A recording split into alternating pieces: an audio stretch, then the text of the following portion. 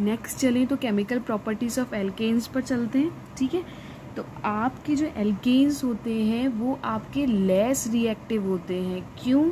क्योंकि carbon carbon के बीच यहाँ पर सिंगल बॉन्ड होता है। आपकी डेफिनेशन क्या थी, आप स्टार्टिंग में जाएं तो आपके एल्केन्स जो होते हैं वो क्या होते हैं, सैचुरेटेड हाइड्रोकार्बन्स होते हैं, ठीक है। सैचुरेटेड हाइड्रोकार्बन का मतलब हो गया कार्बन कार्बन के बीच में सिंगल बॉन्ड, ठीक है। आपका सिंगल बॉन्ड यहाँ पर ये कौन सा बॉन्ड है भाई, कोवेलेंट बॉन्ड है, क्योंकि इलेक्ट्रोनेगेटिविटी डिफरेंस तो यहाँ पर है ही नहीं, तो यहाँ पर भाई कोई पोलैरिटी तो है ही नहीं। जब ये नॉन पोलर बॉन्ड है तो दही आसानी से नहीं टूटेगा, ठीक है। जब ये आसानी से ब्रेक नहीं हो सकता तो ये आसानी से रिएक्शन नहीं देगा, ठीक है। इसी तरीके से आपका कार्बन हाइड्रोजन बॉन्ड भी कैसा है, कोवेलेंट बॉन्ड है एंड नॉन पोलर बॉन्ड है। भाई इनमें भी इलेक्ट्रोनेगेटिविटी डिफरेंस ज़्यादा तो नहीं है, 2.1 इसका 2.6 इसका, भाई कोई ज़्यादा इतना बड़ा डिफरेंस नहीं है। तो ये नॉन पोलर और कोवेलेंट बॉन्ड होने के कारण आपके सैचुरेटेड हाइड्रोकार्बन्स यानी एल्केन्स आसानी से रिएक्शन नहीं देते हैं। लेकिन ऐसा नहीं है कि ये रिएक्शन नहीं देते, अगर आप हाई टेम्परेचर पर ऑक्सीजन या फिर हेलोजन्स के साथ इसकी रिएक्शन कराते हैं तो ये आपको दो टाइप की रिएक्शन देते हैं, halogenation and combustion reaction. Halogenation reaction क्या हो गई आपकी, सब्स्टिट्यूशन रिएक्शन, ठीक है, जिसमें क्या होता है आपका मीथेन है ना या आपका एल्केन का एक हाइड्रोजन आपके हेलोजन ग्रुप के साथ सब्स्टिट्यूट हो जाए, ठीक है। मीन्स इसका एक H निकल जाए, इसका एक ClH की जगह ले ले, क्या बन जाएगा CH3Cl और यहाँ HCl निकल जाएगा। आप हेलोजिनेशन करा रहे हैं तो भाई आप ब्रोमिनेशन भी ले सकते हैं, आप क्लोरीनेशन भी, ठीक है, आयोडीन के साथ भी करा सकते हैं, आप हेलोजन्स के साथ करा सकते हैं।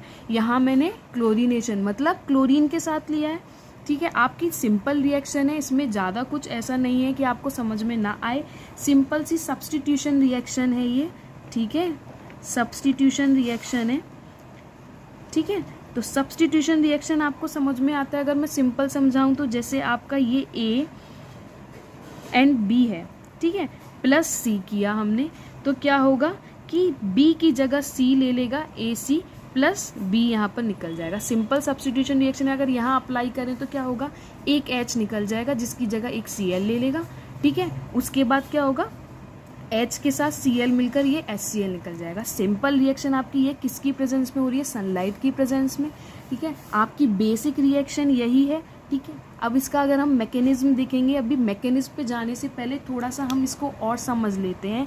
अगर यहाँ पे आपने इसे एक्सिस में लिया, ठीक है, अगर यहाँ पर इसे आपने एक्सिस में लिया तो क्या होगा, ये अगेन रिएक्शन कर सकता है इसके साथ, ठीक है, अगेन रिएक्शन कर सकता है। जब इसके साथ रिएक्शन करेगा तो क्या हो जाएगा आपका CH2Cl2 क्या निकलेगा साथ में माइनस HCl।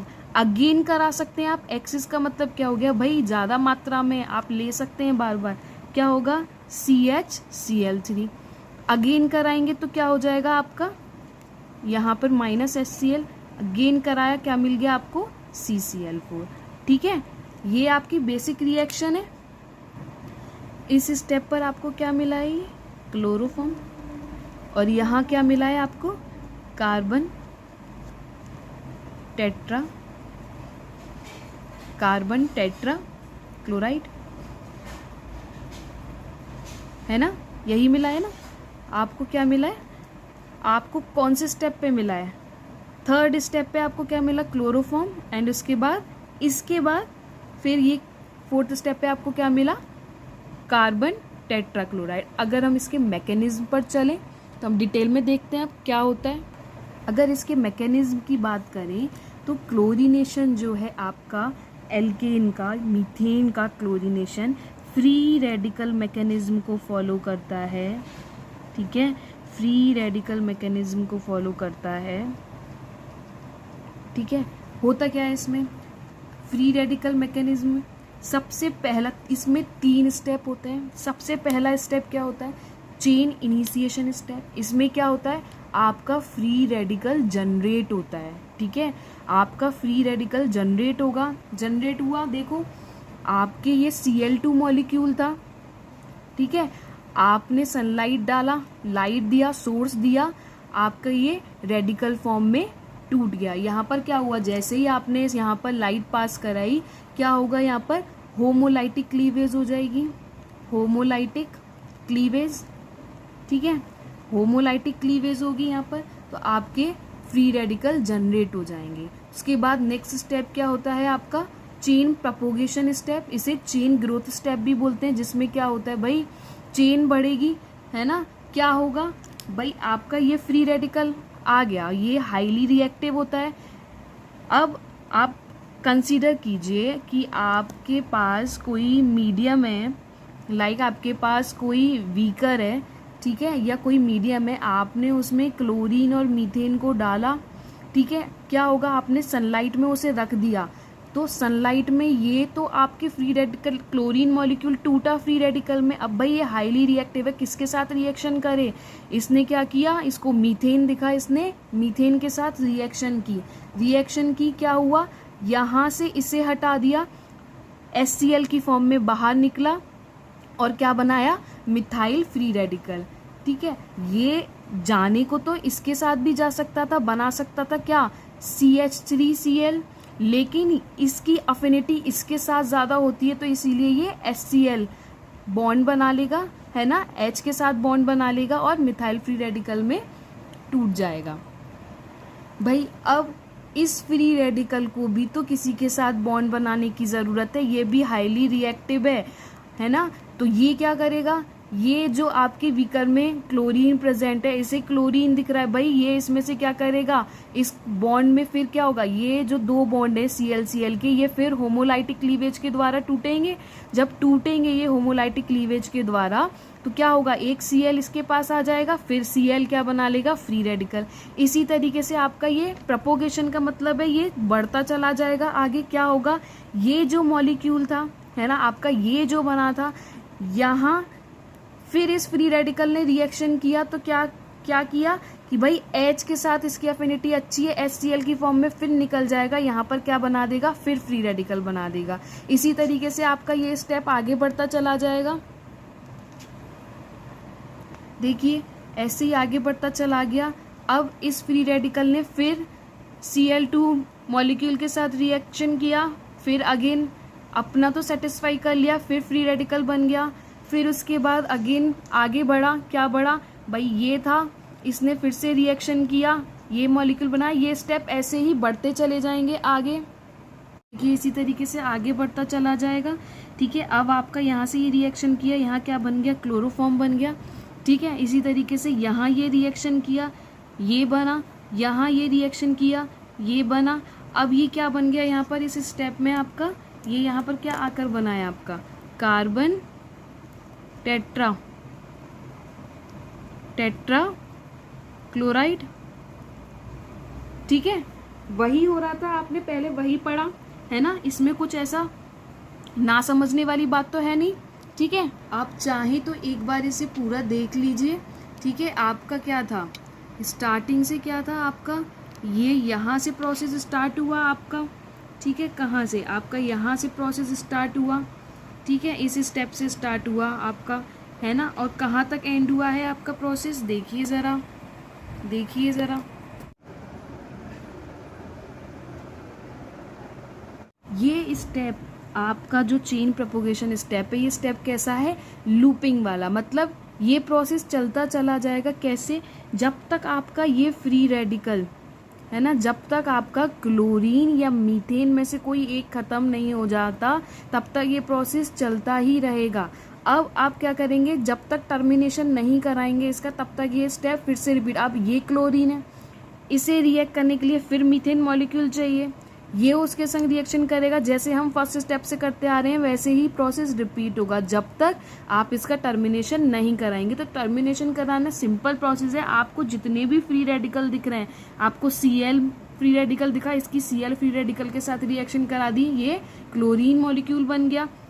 इसके बाद क्या हुआ, आपने CH3 फ्री रेडिकल की CH3 फ्री रेडिकल के साथ कराई, इथेन बन गया, CH3 Cl फ्री रेडिकल की कराई, आपका क्या बन गया ये यहाँ पे, बताइए क्या बना है, आपने ऊपर पढ़ा हुआ है भाई, क्या चीज़ बनी है ये, क्या बना, CH3Cl बना आपका, क्या बना, जो कि इस रिएक्शन का मेजर प्रोडक्ट है, जो कि इस रिएक्शन का मेजर प्रोडक्ट है। कभी कभी क्वेश्चंस यहाँ से हो जाते हैं कि भाई आपकी हेलोजिनेशन रिएक्शन का इथेन भी क्या प्रोडक्ट होता है, हाँ होता है, ठीक है, ये माइनर होता है, बहुत कम होता है, बट होता है। और उसके बाद आपका ये जो है ये आपका क्या है भाई, मेजर प्रोडक्ट है इस रिएक्शन का। नेक्स्ट बात करें कंबक्शन की, तो कंबक्शन आपका प्रोसेस कौन सा होता है, आपका क्या प्रोसेस होता है कंबक्शन, जिसमें किसी भी सबस्टेंस को आप ऑक्सीजन की प्रेजेंस में बर्न करते हैं तो आपका वो CO2 plus H2O plus heat में टूटता है, ठीक है। क्या रिलीज करता है, CO2 2H2O मतलब वाटर एंड आपका हीट, ठीक है। ये वाला जो आपकी मैंने डेफिनेशन दी ये मीथेन पर लागू होती है, क्योंकि मीथेन की जब आप ऑक्सीजन की प्रेजेंस में रिएक्शन कराएंगे या मीथेन को ऑक्सीजन की प्रेजेंस में बर्न करेंगे, जलाएंगे, ठीक है, बर्न करेंगे तो आपका CO2 plus H2O plus heat देगा, ठीक है। इसीलिए हम मीथेन को क्या बोलते हैं, कंबस्टिबल सबस्टेंस बोलते हैं। ये आपका जो आपकी कुकिंग गैस होती है वो मीथेन गैस ही होती है। इसी तरीके से अगर आप इथेन के ऊपर अप्लाई करें मेरी डेफिनेशन को, क्या डेफिनेशन है कि आपका कोई भी सबस्टेंस ऑक्सीजन की प्रेजेंस में अगर बर्न किया जाए तो वो कार्बन डाइऑक्साइड, वाटर मॉलिक्यूल और हीट रिलीज करता है, ठीक है। अब यहाँ पर अगर हम ये देखें कि इस रिएक्शन में बैलेंस करने का सिस्टम, ठीक है, क्या कि आपका यहाँ पर क्या होता है, ऑक्सीडेशन होता है, मीथेन का ऑक्सीडेशन। देखो ऑक्सीडेशन का दो तरीके से देख सकते हैं, रिमूवल ऑफ H मतलब हाइड्रोजन या एडिशन ऑफ ऑक्सीजन, ठीक है। तो यहाँ क्या होता है, यहाँ पर आपका ये चारों यहाँ से निकलेंगे, ठीक है, ये चारों यहाँ से निकलेंगे। तो अगर वाटर फॉर्म में अगर हम सिर्फ H2O लेते तो यहाँ सिर्फ 2H निकलते, इसीलिए हमने क्या लिया, 4H ले रहे थे, इसलिए 2 × 2 4, ठीक है। इसी तरीके से हमने यहाँ पर क्या लिया, यहाँ पर हमारे CO2 की फॉर्म में भाई निकलना ही निकलना था, तो CO2 की फॉर्म में अगर हम O2 मॉलिक्यूल लेते तो CO2 यहाँ से निकल जाता, लेकिन अगर हम रिएक्शन में जब यहाँ देखते तो 2 O यहाँ पर, 2 ऑक्सीजन यहाँ पर, 1 ऑक्सीजन, तो 3 हो जाते। तो यहाँ क्या हो जाती, 3 वजह 4 हो जाते, है ना, सॉरी 4 हो जाते। फिर क्या होता कि भाई यहाँ 4 यहाँ 2 रह जाते, इसीलिए हमने क्या बैलेंस करने के लिए यहाँ पर 2 से इंटू कर दिया। इस तरीके से आपकी रिएक्शन, इसी तरीके से आप इसे बैलेंस कर देंगे। जब आप मैकेनिज्म पर जाते हैं तो इसका मैकेनिज्म देखेंगे तो क्या है आपका कि आपका मीथेन का जब ऑक्सीडेशन होगा तो वो मीथेनॉल में कन्वर्ट हो जाएगा, है ना।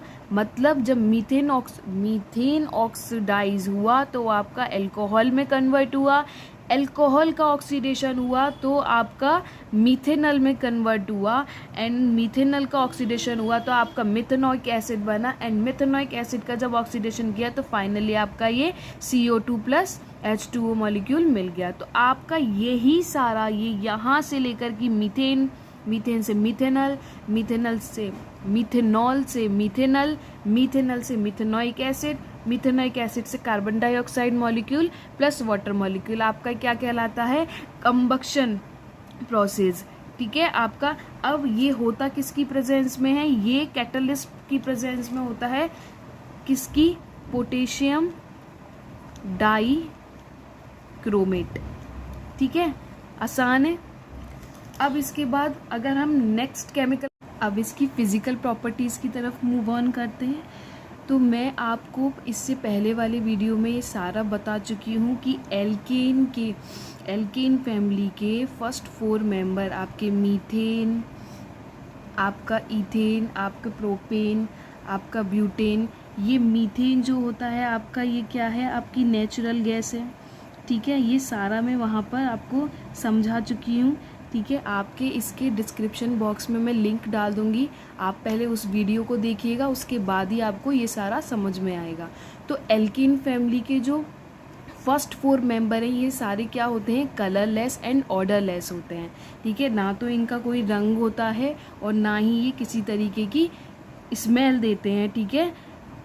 आपका मीथेन क्या हो गया, नेचुरल गैस। इसी तरीके से आपका जो प्रोपेन और ब्यूटेन है ये किस में यूज़ होते हैं, इसकी एक बेहतरीन एप्लीकेशन है, आपके ये जो परफ्यूम्स होते हैं ये इसमें यूज़ होते हैं, ठीक है। इसी तरीके से अगर आप आगे चलें तो आपके C5 से लेकर C15 कार्बन तक अगर आप चलेंगे तो आपको क्या मिलेगा, वो कलरलेस होते हैं लेकिन क्या होते हैं, वॉलेटाइल लिक्विड्स होते हैं। तो यहाँ वॉलेटाइल का मतलब क्या होता है, ऐसे लिक्विड्स जो इजीली इवेपोरेट हो जाएं, ठीक है, ऐसे लिक्विड जो इजीली इवेपोरेट हो जाएं। तो आप इसका एग्जांपल केरोसिन ऑयल ले सकते हैं। आपने देखा होगा कि आपके पेट्रोल जो होता है या आपका मिट्टी का तेल जो होता है, अगर आप इसे बंद कर कर ना रखें तो ये उड़ जाता है ना। तो इस तरीके के आपके जो कंपाउंड्स होते हैं इन्हें क्या बोलते हैं, या इस तरीके के लिक्विड्स को हम क्या बोलते हैं, वॉलेटाइल लिक्विड्स, ठीक है। इसी तरीके से अगर हम नेक्स्ट इसकी एप्लीकेशन देखें तो क्या होता है भाई, ये भी मैं आपको बता चुकी हूँ कि नॉन पोलर होते हैं आपके एल्केन्स। कैसे कि अगर आप इसमें क्या होता है भाई, सिंगल बॉन्ड प्रेजेंट होता है, दूसरी बात आपका CH बॉन्ड होता है, तो इनमें इलेक्ट्रोनेगेटिविटी डिफरेंस इतना कम होता है जिसकी वजह से ये क्या होते हैं, नॉन पोलर, ये पोलरिटी शो नहीं करते, ठीक है। तो क्या हो गया आपका, alkanes are non polar in nature and insoluble in water, इसी वजह से ये वाटर में इंसॉल्युबल होते हैं। लेकिन आपके कुछ सॉल्वेंट्स हैं जैसे बेंजीन है ना, जैसे बेंजीन, इसमें क्या होता है, ये इसमें ये सॉल्युबल होगा। आपके जो एल्केन्स होंगे ये कुछ ऐसे सॉल्वेंट्स होते हैं या कुछ ऐसे पोलर सॉल्वेंट्स होते हैं जिसमें ये क्या होते हैं, सॉल्युबल होते हैं। इसके बाद क्या हो गया आपका कि आप जैसे जैसे मॉलिक्यूलर वेट आपका बढ़ेगा, ठीक है, जैसे जैसे आपके एल्केन्स का मॉलिक्यूलर वेट बढ़ेगा उनका मेल्टिंग एंड बॉइलिंग पॉइंट भी बढ़ता चला। देखिए इसी तरीके से ये आपका selectivity and reactivity of alkene topic है, इस वीडियो का लास्ट टॉपिक है, ठीक है। तो इसे हम समझते हैं कि इसे आप इससे पहले थोड़ा देर पहले ही है ना हैलोजिनेशन पढ़कर आए हैं, मेरी वीडियो में पहले ही है हैलोजिनेशन मैंने समझाया है। सिंपल प्रोसेस क्या होता है, हैलोजिनेशन सब्स्टिट्यूशन रिएक्शन है। क्या होता है, एक H रिप्लेस हो जाता है यहाँ से, जिसकी जगह Cl ले लेता है, यहाँ ये HCl की फॉर्म में निकल जाता है, यहाँ CH3Cl आ जाता है। तो जब आप इसे इसके साथ करते हैं, आप इसे फर्स्ट मेंबर मतलब आप सिर्फ मीथेन के साथ जब इसे करते हैं तो आपके साथ कोई दिक्कत नहीं आती, सिंपल ये प्रोसेस हो जाता है, ठीक है। लेकिन जब आप इसी रिएक्शन को प्रोपेन के साथ परफॉर्म करेंगे तो आपके पास दो पॉसिबल प्रोडक्ट्स होंगे। पहला तो होगा 1 क्लोरोप्रोपेन, दूसरा होगा 2 क्लोरोप्रोपेन। क्यों? क्योंकि यहाँ पर आपको 2 टाइप्स के हाइड्रोजन्स मिलेंगे, एक तो 1 डिग्री और एक 2 डिग्री हाइड्रोजन्स, ठीक है। तो आपके प्रोडक्ट कैसे हो गए, 2 तरीके के प्रोडक्ट हो गए कि एक तो इसका हाइड्रोजन रिप्लेस हो उसके साथ हो, दूसरा इसका हाइड्रोजन रिप्लेस किया जाए उसके साथ आपका Cl HCl की फॉर्म में निकल जाए, ठीक है। तो आपको क्या देखना है भाई, अब ये भी जो 2 बने हैं इनमें से मेजर कौन सा है और माइनर कौन सा है, कौन सा इसमें से मेजर है और कौन सा माइनर है, आपको देखना है। तो आप कैसे करोगे इसे सेलेक्ट, तो सिंपल सा फंडा है, ठीक है। बहुत सारी वीडियोस में आपको इसको बड़ा लॉन्ग समझाया गया है, पर मुद्दे की बात क्या है, मुद्दे की बात इतनी है कि आपका ये आपका रिएक्टिविटी ऑर्डर होता है टर्शरी, सेकेंडरी एंड प्राइमरी में। तो सबसे ज़्यादा जो आपका स्टेबल होता है वो क्या होता है, स्टेबिलिटी ऑर्डर क्या होता है इसका कि टर्शरी आपका क्या होता है, most stable, then secondary and then primary, ठीक है। तो आपको यहाँ पर टर्शरी तो दिया हुआ है नहीं, यहाँ पर आपको क्या दिया हुआ है, सेकेंडरी एंड प्राइमरी। तो आप इन दोनों में से कौन सा चूज़ करेंगे, जो आपका प्रोडक्ट सेकेंडरी हाइड्रोजन को रिप्लेस करने के बाद मिला है आपका, वो कौन सा होगा, इस रिएक्शन का मेजर प्रोडक्ट होगा, ठीक है। और ये जो है ये आपका कितना होगा, माइनर। तो ये कितना बनेगा आपका 45% एंड ये कितना बनेगा आपका 55%। अब देखिए इन दोनों में आपको ज़्यादा अंतर नहीं दिखाई दे रहा होगा, वो इसीलिए क्योंकि इसके पीछे एक रीज़न और है, ठीक है। एक रीज़न क्या है कि आपका स्टेबल स्ट्रक्चर तो ये बन रहा है ना, स्टेबल स्ट्रक्चर तो यही बनेगा, मेजर स्ट्रक्चर यही बनेगा। लेकिन क्योंकि 1 डिग्री हाइड्रोजन्स की 1 डिग्री हाइड्रोजन से क्लोरीन के रिएक्ट करने की प्रोबेबिलिटी ज़्यादा है, क्योंकि भाई यहाँ तो ये सिर्फ 2 ही बार, एक H रिप्लेस किया, 2 H रिप्लेस किए, 2 ही बार रिएक्शन कर सकता है, लेकिन यहाँ प्रोबेबिलिटी ज़्यादा है, 6 बार कर सकता है रिएक्शन। तो इस वजह से ये भी क्या बनता है आपका, ये भी प्रोडक्ट बनता है, क्योंकि प्रोबेबिलिटी ज़्यादा है इसलिए ये भी अच्छी खासी मात्रा में बनता है, लेकिन आपका मेजर प्रोडक्ट जो है स्टेबिलिटी की वजह से वो यही होता है। ठीक है, अगर हम इसको मैकेनिज्म बाय मैकेनिज्म देखें तो क्या होगा, देखिए यहाँ पर कि आपका सबसे पहले क्या हुआ, इसमें ऊपर से देखो सबसे पहले क्या हुआ, ये Cl2 मॉलिक्यूल यहाँ पर रेडिकल की फॉर्म में ब्रेक हुआ। देन आपका ये जो रेडिकल है, ये रेडिकल क्या हुआ भाई, वही प्रोसेस आ रहा है जो आपको अभी मैं पीछे एक्सप्लेन कर चुकी हूँ। आपका ये यहाँ से निकलेगा, है ना, कहाँ से, आपका पहला यहाँ से निकला 1 डिग्री वाला, है ना, पहली हम ये वाली ले लेते हैं कंडीशन, ये निकला तो आपका यहाँ फ्री रेडिकल जनरेट हो जाएगा, है ना, HCl की फॉर्म में भाई निकल जाएगा यहाँ से ये, तो यहाँ फ्री रेडिकल जनरेट हो जाएगा।